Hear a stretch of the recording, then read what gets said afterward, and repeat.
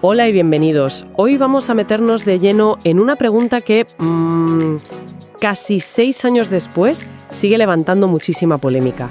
¿Qué ocurrió realmente en Bolivia en 2019? Porque hay quien habla de crisis política, otros de sucesión constitucional, pero la fuente que analizamos hoy lo llama, sin ningún tipo de rodeos, un golpe de Estado de nuevo cuño. Y para desgranarlo, nos vamos a basar en un análisis del politólogo y jurista Eduardo Salinas, un texto que se titula Neogolpismo, el caso boliviano. Y ojo, un detalle importante, la edición que manejamos tiene un prólogo que está actualizado a enero de 2026 y en él el autor se reafirma totalmente. Totalmente. Dice que su tesis es, si cabe, aún más contundente. Exacto.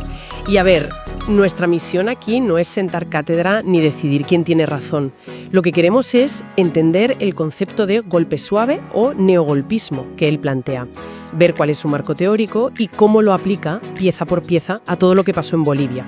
Es que ese es el punto de partida clave, porque la imagen clásica de un golpe de Estado, la de los tanques en las calles, es, algo muy del siglo XX. Claro, ya no funciona así. Exacto. La fuente insiste en que las formas han evolucionado, son mucho más sofisticadas. De hecho, el autor traza una conexión muy curiosa. Relaciona los golpes tradicionales con la famosa Escuela de las Américas, la del ejército estadounidense. Esa misma. Y señala que esa institución, aunque ahora tiene otro nombre, sigue operando en Georgia, en Estados Unidos. Su argumento es que, aunque las tácticas cambien, los actores de fondo, según su visión, pues siguen siendo los mismos. O sea que, para el autor, esto no es algo que surge de la nada. Hay un manual, casi una doctrina detrás. Y de hecho, él identifica una figura clave como el arquitecto intelectual de todo esto, un tal Gene Sharp. ¿Quién es este hombre y por qué es tan importante para entender esta teoría? Pues mira, Gene Sharp fue un politólogo estadounidense, nominado varias veces al Nobel de la Paz, que falleció en 2018. Él fundó la institución Albert Einstein. Que suena muy bien. Sí. Oficialmente es una organización que se dedica a promover la acción no violenta para, según sus postulados, fortalecer la democracia.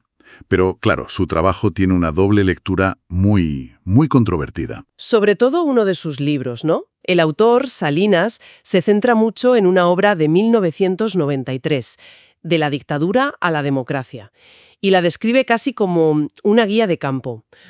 Un manual de instrucciones para derrocar gobiernos. Totalmente. De hecho, ese libro llegó a estar prohibido en países como Myanmar. Que te pillaran con él te podía costar 7 años de cárcel. Vaya. Y lo que es realmente fascinante, o al menos lo que el autor destaca, es la lista de países donde, según su análisis, se ha aplicado este manual. Te da una idea de la escala que él le atribuye. A ver. Cita, por ejemplo, la Yugoslavia de Milosevic en el 2000, la Revolución de las Rosas en Georgia en 2003, la Revolución Naranja de Ucrania en 2004. Y de ahí da el salto a América Latina, me imagino. Sí, y aquí la lista que da es larga. Honduras en 2009, Paraguay en 2012, el proceso contra Dilma Rousseff en Brasil en 2015 y menciona específicamente a Bolivia 2 veces. 2 veces. Sí, habla de un intento que él considera fallido en 2008 y, por supuesto, el caso de 2019, que para él es el ejemplo de libro. Vale, entonces si hay un manual, la clave es entender sus pasos. El autor defiende que esto no son protestas que se van de las manos, sino que siguen un guión muy estructurado. Habla de un plan en 5 etapas. Esa es la médula de su tesis, que no es una revuelta espontánea, sino una estrategia orquestada. La primera etapa, según este modelo, es la que llama ablandamiento. Ablandamiento. Sí, el objetivo aquí es generar un clima de malestar, de hartazgo general. Y para eso se usan los medios de comunicación, las redes sociales, para instalar la idea de que todo va mal. ¿Y en qué se centran exactamente? ¿Qué temas? Pues principalmente en cosas que tocan la fibra sensible de la gente. La economía, por ejemplo, con supuestos desabastecimientos o inflando cifras, la corrupción, sea real o inventada, y la inseguridad ciudadana. Se trata de crear una sensación de caos, de que el gobierno ha perdido el control. Es una especie de guerra psicológica para preparar el terreno. Entendido. Una vez que has conseguido que la gente esté crispada, preocupada, ¿cuál es el siguiente paso, según el autor? Pues llegamos a la segunda etapa, la deslegitimación. Aquí el ataque ya es frontal, directo contra la credibilidad del gobierno. El objetivo es que una parte importante de la población deje de verlo como un interlocutor válido. Claro, tiene lógica. Una vez que la gente está descontenta, el siguiente paso es dirigir esa rabia hacia el gobierno, pintarlos como los malos de la película. Eso es. Se le acusa de ser autoritario, de estar convirtiéndose en una dictadura. Se usan prejuicios ideológicos muy arraigados, como el anticomunismo o el antipopulismo, y se lanzan campañas muy mediáticas denunciando supuestos ataques a la libertad de prensa o a los derechos humanos. El objetivo es construir una narrativa. Exacto. La narrativa es: el gobierno es el enemigo de la democracia. Vale, tenemos un ambiente caldeado y un gobierno con la legitimidad por los suelos. Me imagino que ahora toca llevar esa tensión a la calle. Precisamente, esa es la tercera etapa, el calentamiento de calle. Ahora la protesta se hace visible, se hace física. Se fomentan movilizaciones, paros, manifestaciones. Y supongo que ahí cualquier error del gobierno se magnifica. Es clave. Se magnifica cualquier error en la gestión de esas protestas para echar más leña al fuego. El objetivo es radicalizar la confrontación, llegando a veces a tomar simbólicamente instituciones o a bloquear ciudades enteras. Me llama la atención que el autor diferencie tanto esto de una protesta ciudadana legítima. ¿Dónde traza en la línea? La clave para el autor está en la intencionalidad. No se busca una reivindicación concreta, una mejora. Lo que se busca es generar una imagen de ingobernabilidad. Y eso nos lleva directos a la cuarta etapa. La desestabilización. Exacto. Aquí ya no se trata solo de protestar, sino de buscar activamente el colapso, el caos deliberado. ¿Y cómo se hace eso? Pues se combina la lucha en la calle con una guerra psicológica muy intensa dirigida sobre todo a un actor clave, las fuerzas de seguridad, la policía y el ejército. Se difunden rumores, se busca desmoralizarlos, se les hacen llamamientos públicos para que se pongan del lado del pueblo. El objetivo final, claro, es romper la cadena de mando. Entiendo. Así que tienes a la sociedad crispada, al gobierno deslegitimado, las calles en caos. Me da la sensación de que solo falta una pieza para que todo se venga abajo. El ejército. El ejército. Ahí está el jaque mate. La quinta y última etapa, la fractura institucional. Es el momento culminante.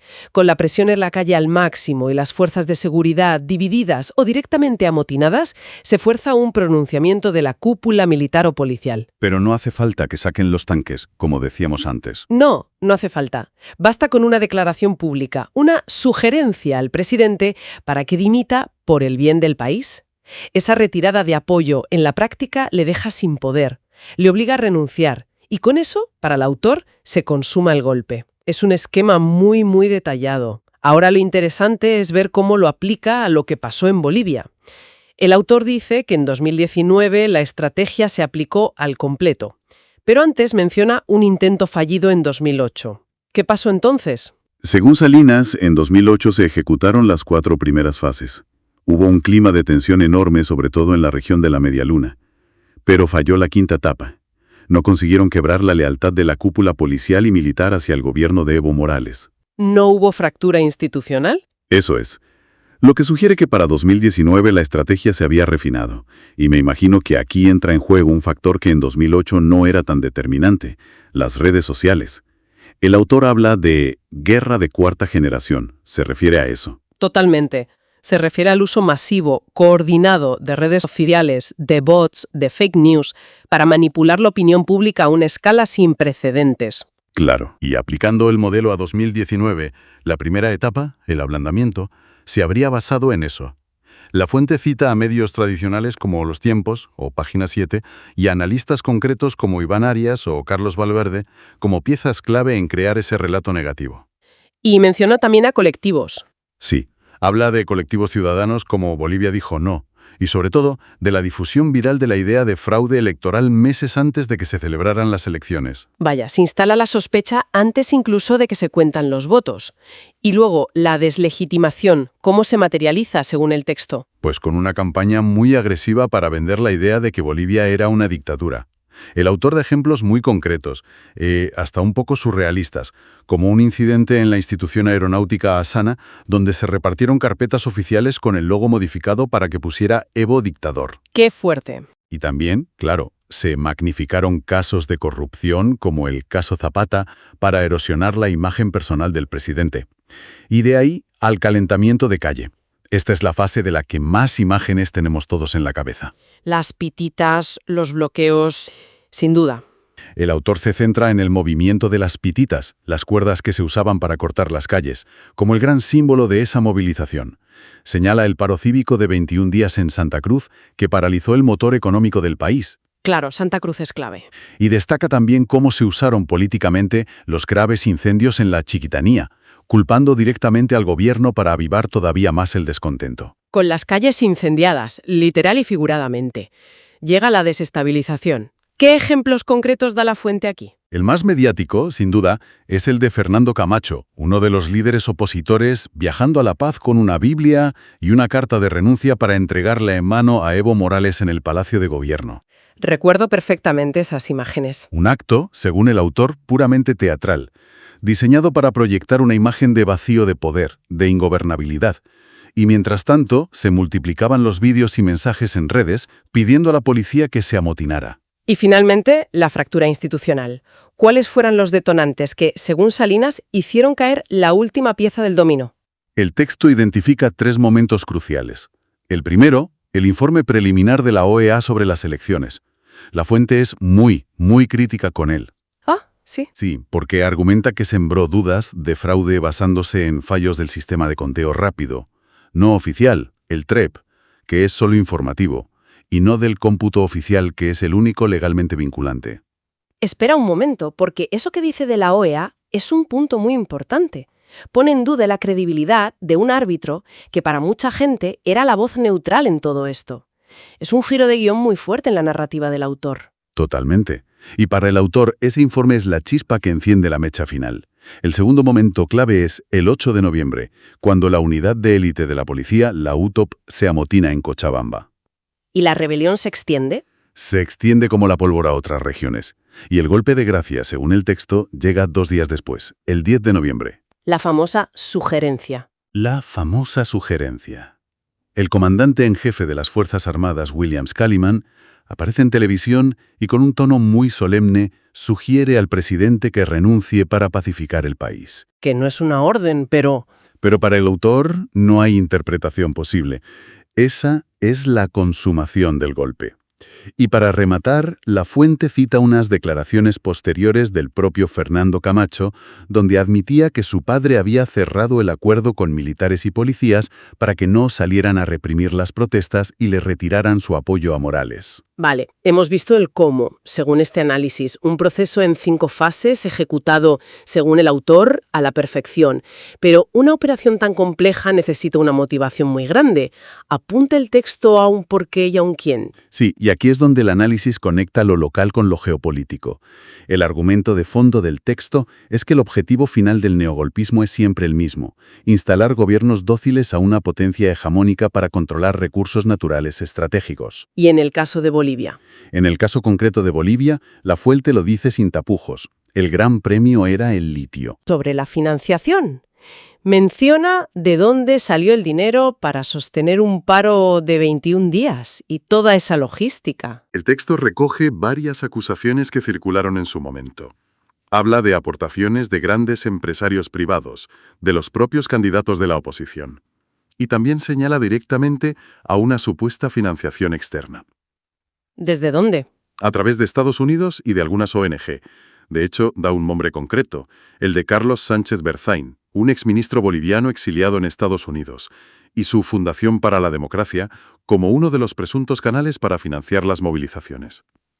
Entonces, si lo resumimos todo, la tesis de Eduardo Salinas es que lo que vimos en Bolivia en 2019 no fue ni una explosión social espontánea ni una crisis política al uso. Fue, según él, la aplicación metódica de un manual de golpe suave, perfeccionado durante años y adaptado a la era de la guerra digital. Exacto. Y es crucial entender que todo su análisis depende de interpretar esta cadena de acontecimientos, unas elecciones polémicas, protestas, un motín policial, una declaración militar, no como hechos aislados, ¿sabes? Claro. Ni como el resultado de una genuina revuelta popular, sino como los pasos coordinados de una estrategia orquestada. La validez de su conclusión sobre el golpe está intrínsecamente ligada a la validez de su modelo de 5 etapas. Si aceptas el modelo, la conclusión parece lógica. Si no lo aceptas, bueno, todo se puede interpretar de otra manera. Y esto nos deja con una reflexión final bastante potente. Gene Sharp, llegó a compilar una lista de 198 métodos diferentes. Esto deja una pregunta en el aire, ¿no? En un mundo de activismo digital, fake news y guerra informativa, ¿dónde está la línea que separa la legítima resistencia civil contra un poder que se considera autoritario de un golpe suave teledirigido para desestabilizar una democracia? Es la pregunta del millón.